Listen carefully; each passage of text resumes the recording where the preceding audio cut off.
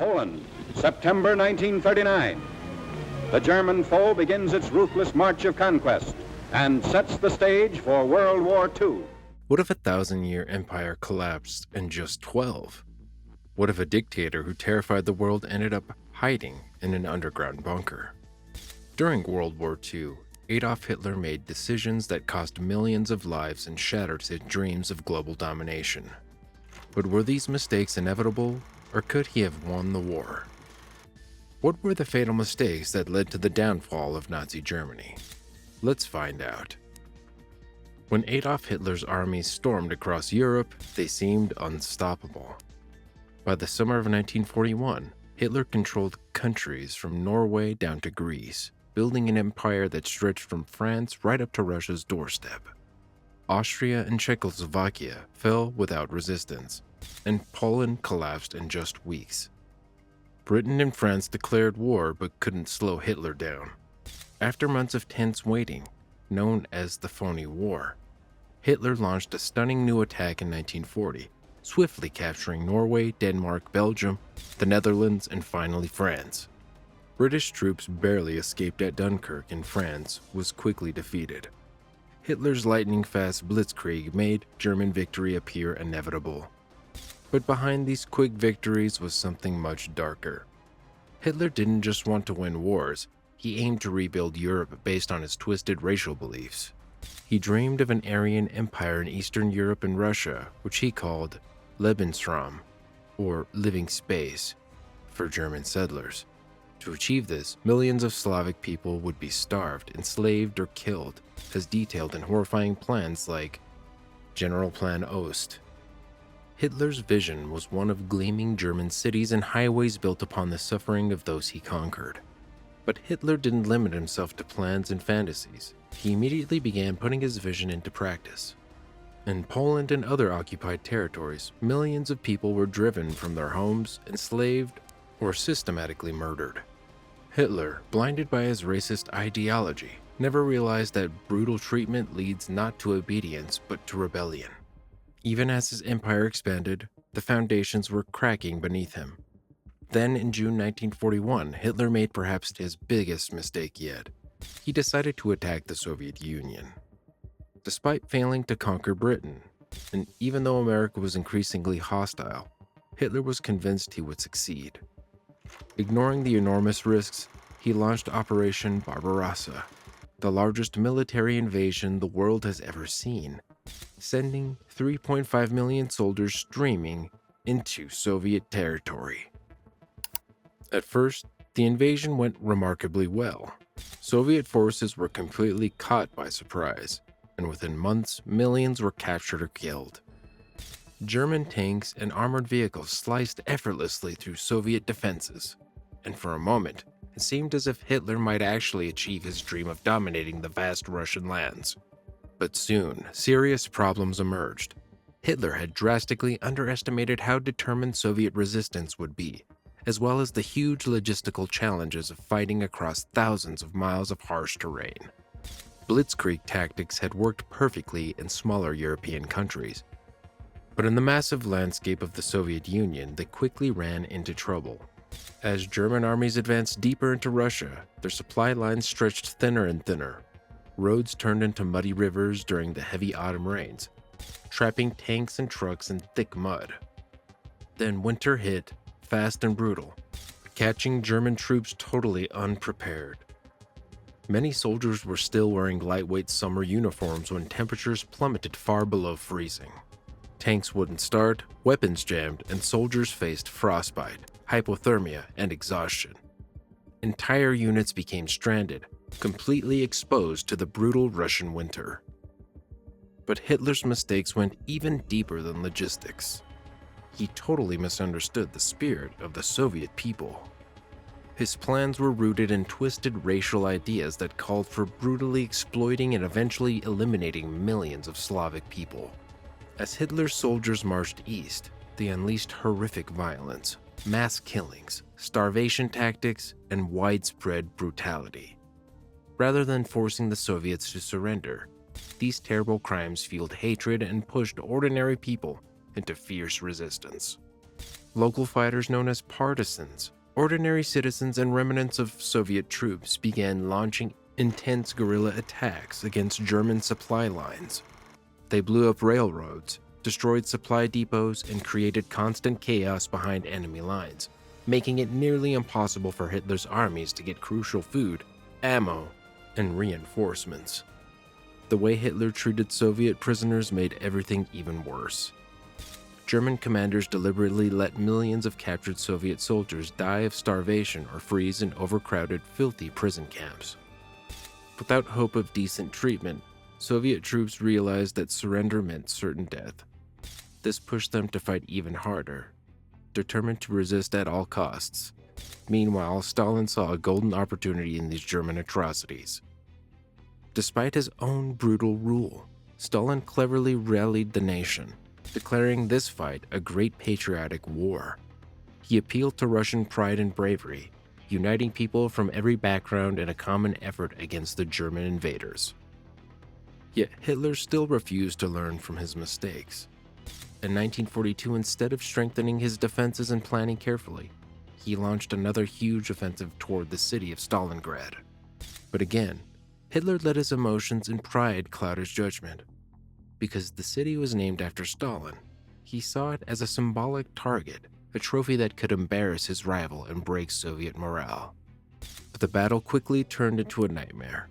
Instead of a swift victory, German soldiers found themselves fighting building by building, room by room, in brutal street battles. Tanks, artillery, and aircraft became almost useless in the narrow streets and ruined buildings. Soldiers fought with knives, rifles, and even their bare hands. The fighting was relentless, exhausting, and chaotic. Soon, Hitler's prized objective became a deadly trap from which his army couldn't escape. Hitler's stubbornness soon proved catastrophic. When his generals reported severe shortages of food, ammunition, and medical supplies, he refused their desperate pleas to withdraw. General Friedrich Paulus, who commanded the 6th Army trapped inside Stalingrad, begged Hitler to allow his troops to break free and regroup. Instead, Hitler coldly demanded that they stand their ground, regardless of the cost. By November 1942, Soviet forces had completely encircled around 300,000 exhausted German soldiers, cutting off all escape routes. General Erich von Manstein attempted a daring rescue mission to save the trapped army, but the fierce Soviet resistance quickly crushed his effort. Meanwhile, Hermann Göring, Hitler's arrogant Luftwaffe chief, made an impossible promise that his air force would deliver vital supplies by air. In reality, freezing winter weather and relentless Soviet anti-aircraft fire doomed this mission from the start. German troops starved, froze, and lost all hope as supplies dwindled to nothing. Finally, in February 1943, Paulus saw no choice but to defy Hitler's orders and surrender. It was one of the greatest humiliations Germany ever suffered, costing Hitler some of his most experienced soldiers and respected officers. Stalingrad didn't just claim lives, it shattered the myth of Germany's invincibility forever. From then on, the Red Army steadily pushed westward, forcing Hitler's weakened army into constant retreat. But military defeat wasn't Hitler's only problem. Germany also faced a growing economic crisis, especially a desperate need for oil. Earlier in the war, General Rommel had fought fiercely in North Africa, hoping to capture critical oil fields in the Middle East. But after the British had defeated German forces at El Alamein in late 1942, those hopes vanished. Hitler's efforts to secure oil in the Caucasus Mountains also fell apart after the disaster at Stalingrad. Without enough fuel, German tanks became useless. Troop movements slowed dramatically, and frontline armies were left stranded. On the home front, things quickly became desperate. At first, German citizens celebrated Hitler's swift victories, but the grim reality of a drawn-out war soon sank in. Food shortages worsened, rationing became severe, and millions faced harsh working conditions. Allied air raids targeted German cities, bombing factories, transportation networks, and residential areas to cripple the German war effort and break civilian morale. The bombing raids on Hamburg in July 1943 caused horrific firestorms, killing around 40,000 people, destroying half the city and leaving almost 1 million homeless. Similar devastation struck Dresden, Essen, and Cologne, plunging citizens into despair. Meanwhile, Hitler himself disappeared from public view, becoming distant and detached. Nazi propaganda desperately tried to reassure Germans of imminent victory, but the people had lost faith. The Nazis also badly mishandled their labor force, unlike the Allies, who fully mobilized women in factories to boost war production. Hitler clung stubbornly to traditional gender roles. Rather than asking German women to fill essential factory jobs, the Nazis turned to millions of forced laborers from occupied territories. This reliance on brutal forced labor backfired, leading to resistance, sabotage, and resentment, further crippling German industry. Unable to match the Allies' production capabilities, German factories fell behind. Troops lacked crucial supplies, equipment broke down, and morale crumbled on the front lines and at home. Hitler's stubbornness and rigid ideology not only cost him critical battles but also doomed Germany's economy and society, pushing his nation closer to defeat.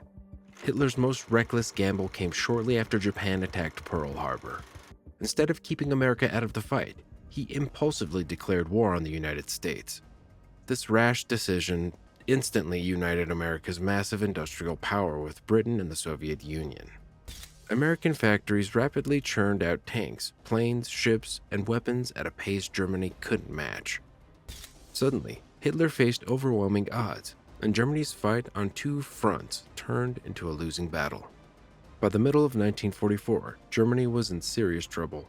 From the east, Soviet armies advanced quickly toward Germany's borders, while the Allies prepared to invade from the west. On June 6th, the famous D-Day invasion took place. The Allies cleverly tricked Hitler into believing their main invasion would happen at Calais, rather than Normandy. Because of this deception, Hitler hesitated to send reinforcements, including his powerful panzer tank divisions. By the time he realized his mistake, the Allies had already established themselves on the beaches and were pushing into France. As defeat loomed closer, Hitler became paranoid and isolated. He ignored experienced generals who questioned his unrealistic plans, often firing them or worse. Conditions within Germany grew worse by the day. Cities lay in ruins from relentless bombing. Food became scarce, and everyday life descended into chaos. To maintain control, Nazi authorities brutally cracked down, executing thousands of citizens accused of disloyalty or criticisms. Ordinary Germans lived in fear and desperation. Ultimately, Hitler's downfall came from his own stubborn pride and refusal to accept reality. His obsession with twisted racial beliefs and unrealistic ambitions blinded him to the truth.